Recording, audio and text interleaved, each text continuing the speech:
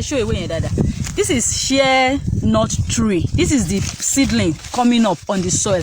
Naturally, it has a growing belt where it grows, as in the natural belt, as it has a specific belt where it grows by itself, as in Central Africa, West Africa.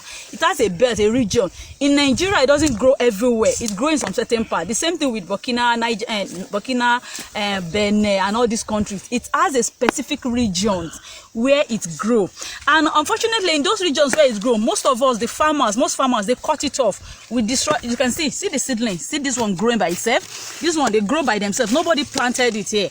They are planting in the farm. If I go around, you see them. They sprout out by themselves. You know. So what we do now, we cut it. Like this one now, we are going to remove it because we want to plant here eventually. So we are going to remove it. So what happened is that when you now leave. Okay, what happened is that these trees now, you find out that we cut it off and destroyed it. Why in Americans, in USA, in other countries, they've been trying to establish this tree in their country because this shea nut tree is very, very important. It is a cash crop. For instance, from these trees alone, we make shea nut. The shea nut, we get shea nut. From this tree, we stay 20 years before it can fruit again. 20 good years before it will ever fruit again. Before it will fruit, it will start fruiting. So at that 20 years, that's when we start dropping nuts. And the nut is what we use to convert to shea butter. You know the shea butter that you use for your hair, you use it for your skin, to remove spot remover and everything.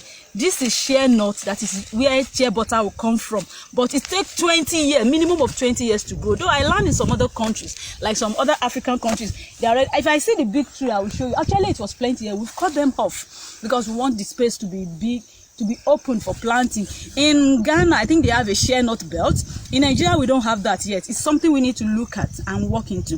When I traveled to Burkina Faso, I saw a lot of shea trees, big ones, big trees in Burkina Faso. So, like I said, they said if I move this, it's not going to. If I move it from here to another place, it's not going to survive. It's grown naturally where it grows. But I'm believing because I know there are some seedlings they are producing in some other places. So I'm hoping, I'm believing.